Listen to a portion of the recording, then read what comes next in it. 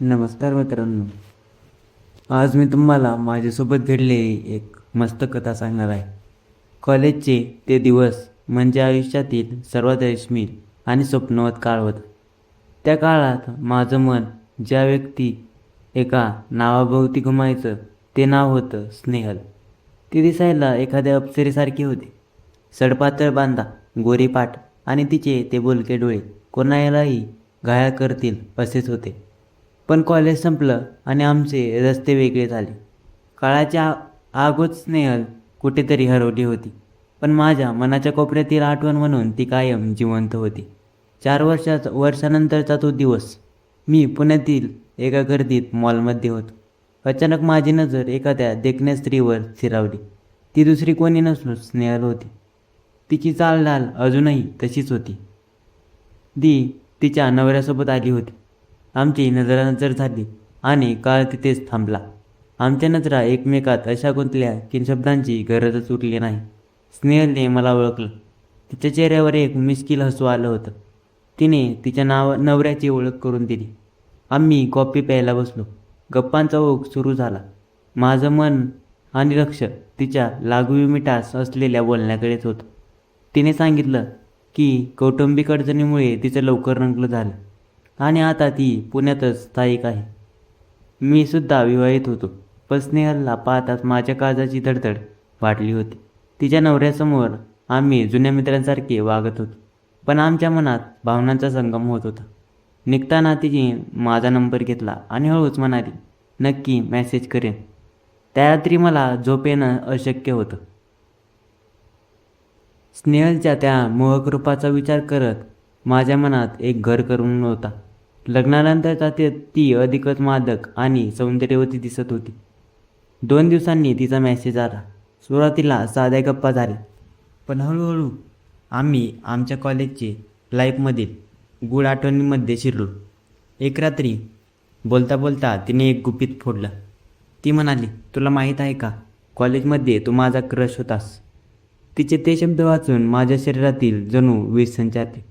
मी reply दिला, हेच तर आधी सांगायचं असतं ना, तर आज आपण नवरा बायको नसतो का. तिने त्यावर एक अस्पष्ट हसू इमोजी पाठवलं आणि म्हणाली, तेव्हा नाही जमलं, पण आता तर आपण बोलू शकतो ना. आमच्या संवादात आता एक वेगळीच ओढ निर्माण झाली होती.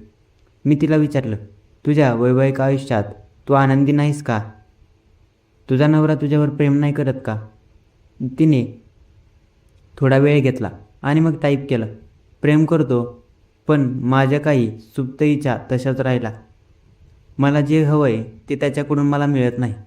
मनाची ती पोकळी अजूनही भरलेली गेलेली आहे. तिच्या या शब्दांनी मला अस्वस्थ केलं. ती तिच्या मनातील अस्वस्थता आणि तहान माझ्यासमोर मांडत होती. तिने स्पष्ट सांगितलं की तिला जो विशेष फील, खास जाणीव हवा असतो तो तिच्या नवऱ्याकडून मिळत नाही. मी तिला आश्वासकपणे म्हणालो, तू काळजी नको करूस, आता मी आहे ना तुझा क्रश. माझ्या या वाक्याने ती सुखावली. आमची जवळ एक आता शब्दांच्या पलीकडे जाऊ लागली होती. एक दिवस तिने मला सांगितलं की तिचा नवरा 2 दिवसांसाठी कामानिमित्त शहराबाहेर जाणार आहे. तिने मला तिच्या घरी बोलवलं होतं. तो दिवस उजाडला. मी उत्साहात होतो. माझं पेदार शरीर आणि स्नेहलची ती मखमली त्वचा. आम्ही दोघेही एकमेकांच्या भेटीसाठी बेभाम झालो होतो. मी थेट तिच्या घरीच पोहोचलो. तिने दार उघडलं आणि मी पाहतच राहिलो. तिने एक मादक ब्लॅक ड्रेस घातला होता. तिचा तो मोगऱ्याचा सुगंध संपूर्ण घरात दळवत होता. तिच्या नक्षीकांत सौंदर्याने मी पुन्हा एकदा घायाळ झालो होतो. तिने मला पाणी दिलं. पाणी पिताच मी तिच्या डोळ्यात पाहिलं आणि मिश्किलपणे हसले. पाण्याने आतून तर गार केलं, पण आता बाहेरून गरम कधी करणार. स्नेहल अजून लाजून झाली. एवढी घाई काय आहे, आता पूर्ण 2 दिवस आपल्याकडेच आहेत, असं म्हणून ती आतल्या रूममध्ये गेली. ती नखरेल चालीने आत जात असताना मी तिच्या मागे गेलो. रूममध्ये ती कपडे आवरताना आरामाचा बहाणा करत होती. मी मागे गेलो आणि हळूच तिच्या कमरेभोवती आत वेधला. तिने माझ्या मिठी ओढलं. माझ्या श्वासांची उष्णता आता तिच्या मानेवर पडताच तिला शहारी आली. मी तिच्या मानेवर एक हळूवार स्पर्श केला आणि तिने आपले डोळे मिटून घेतले होते. आता आमचं अंतर पूर्णपणे मिटणार होतं. तिच्या मानेवर माझ्या श्वासांची उष्णता जाणवतानाच स्नेहलच्या संपूर्ण शरीरात एक शहारी आली होती. तिने आपले डोळे गच्च मिटून घेतले होते.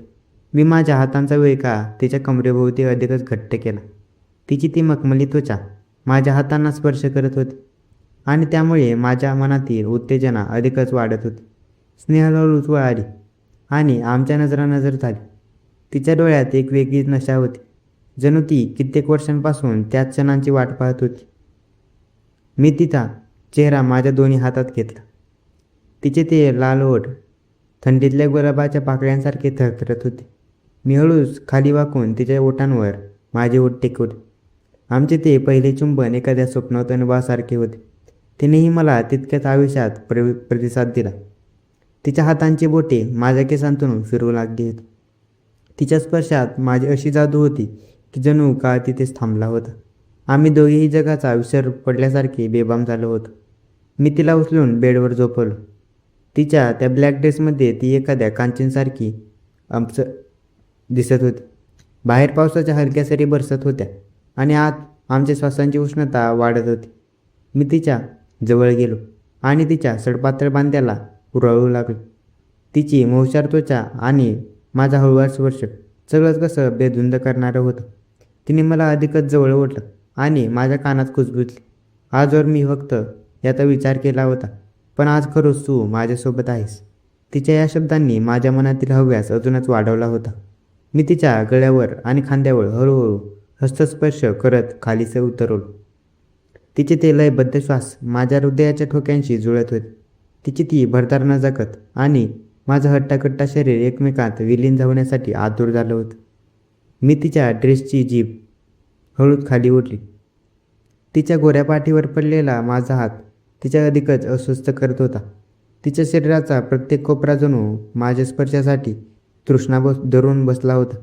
रूममध्ये पसरलेली ती भयान शांतता फक्त आमच्या श्वासांच्या आवाजाने भंग पावत होती. तिच्या स्पर्शाने शरीरातून एक जणू वीज चमरली की मला कळून चुकलं होतं. ही फक्त शारीरिक ओढ नव्हती, तर जुन्या आठवून राहिलेल्या इच्छांचा तो एक भावनात्मक संगम होता. स्नेहल आता पूर्णपणे मदोहत झाली होती. तिने आपले हात माझ्या पिळदार पाठीवर फिरवले, ज्यामुळे मला एक अतुलनीय सुख मिळत होतं. आम्ही दोघं एकमेकात असे विलीन झालो होतो की दोन आत्मे एक झाले होते. तिची ती लवचिक हालचाल आणि माझी ओढ यामुळे वातावरणात एक वेगळाच गरमागरम उत्साह संचारला होता.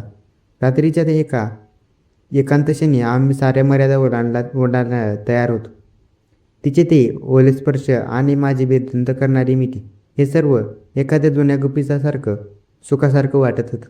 स्नेहलच्या डोळ्यातील ती चमक सांगत होती की मी तिला आज जे हवं होतं ते सर्व मिळत आहे. तिच्या त्या मनातील ती पोकळी आता हळूहळू भरली जात होती. आम्ही त्या मखमली रात्रीच्या कुशीत एकमेकांचे होऊन गेलो होतो. रात्र जशी गडत होत होती तसतशी आमच्यातील धुंदी अधिकच वाढत चालली होती.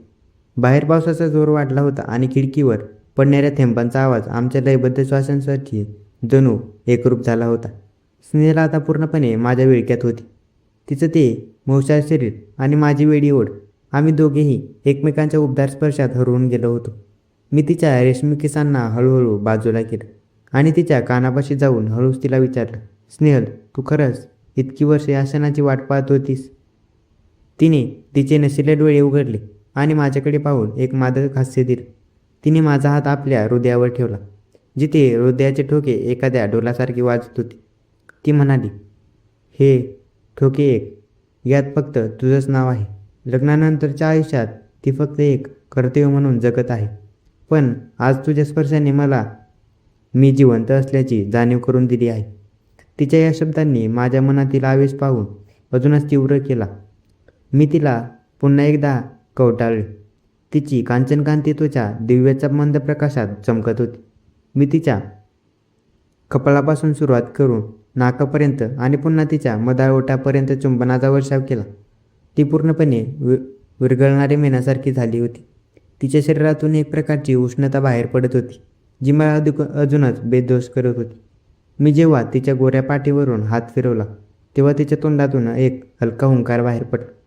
ती माझ्या पेदार शरीराला आपल्या हातांनी घट्ट पकडून होती. तिची ती लवचिक हालचाल आणि माझी तीव्र. त्यामुळे आम्ही एक अमर्याद सुखाच्या प्रवासाला निघालो होतो. खोलीत पसरलेल्या मोगऱ्याचा सुगंध आणि स्नेहाचा अंगाचा तो दरवळ मला अधिकच पछाडत होता. मी तिच्या गळ्यावर आणि खांद्यावर हळूवार कुरवाळत असताना तिने तिची मान एका बाजूला झुकवली, जणू ती मला अजून जवळ येण्यासाठी मूक संमती देत आहे. आमच्यातील ती रेशमी जवळीक आता कोणत्याही बंधनाला मागत नव्हती. तिच्या त्या उन्नत सौंदर्याने आणि नखरेरंदानी मला पूर्णपणे मोहून टाकलं होतं. ती एखाद्या ज्वलनशील पदार्थासारखी होती, जिच्या स्पर्शाने माझ्या संपूर्ण अस्तित्वात वीज संचारली होती. आम्ही दोघेही एकमेकांच्या घामातलेल्या शरीरांचा अनुभव घेत होतो. ती बेभान हरपत अवस्था पाहून मला जाणीव झाली की हे फक्त शारीरिक आकर्षण नव्हतं, तर दोन अतृप्त भावनांचा हा भावनाचा संगम होता. मी तिला माझ्या मिठीत इतकं घट्ट धरलं होतं की आमच्यात हवेलाही जागा उरली नव्हती. तिच्या उच्छ्वासांची गरम वाफ माझ्या मानेवर लागत होती. आम्ही त्या मखमली रात्रीच्या अंधारात स्वप्न अनुभव घेत होतो. स्नेहाच्या डोळ्यात आता एक प्रकारची तृष्णी आणि बुरळ होती. ती हळूच माझ्या कानात कुटपुटली. आजची ही रात्र कधी संपू नये असं वाटते. रात्र आता शेवटच्या प्रकाराकडे झुकली होती, पण आमच्यातील ती धुंदी कमी होण्याचे नाव घेतच नव्हती. स्नेहल माझ्या मिठीत एखाद्या लवचिक वेलासारखी विचरली होती. तिच्या मखमली त्वचेवर चंद्राचा मंद प्रकाश खिडकीतून डोकावत होता, ज्यामुळे तिचे सौंदर्य अधिकच नखरेल आणि मादक दिसत होते. आम्ही दोघेही एका अशा अमर्याद जगात होतो जिथे जगाचे नियम आणि मर्यादा उरल्या नव्हत्या. तिने आपली रेशमी बोटे माझ्या फिरत्या छातीवर फिरवत एक दीर्घ श्वास घेतला. तिचे ते भान हरपवले आणि माझ्या बाहूत स्वतःला झोकून दिले. हे माझ्यासाठी कोणत्याही नजराकणेपेक्षा कमी नव्हते. मी तिच्या कपाळावर एक हळूवार स्पर्श केला आणि तिला विचारलं, स्नेहल, उद्या जेव्हा सूर्य उगवेल तेव्हा हे सगळं एखाद्या स्वप्नासारखं मागे सुटणार का? तिच्या बोलक्या डोळ्यात एक क्षण हुरहुर दाटून आली.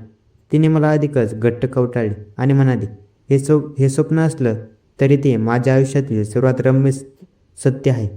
तुझ्या या उबदार मिठीने मला मनाची पोकळी कायमची भरून काढली आहे. आज मला कळून चुकलं की प्रेमाचा अनोखा प्रवास शरीराकडून मनाकडे कसा जात होते. आम्ही त्या अबोली शांततेत पुन्हा एकदा एकमेकात विलीन झालो. तिची ती कांचनकांती शरीरयष्टी आणि माझ्या शरीराची उष्णता यामुळे संपूर्ण खोलीत एक ज्वलनशील पण सुकावणारे वातावरण निर्माण झाले होते. आमच्या उच्छ्वासाची लय आता संत झाली होती.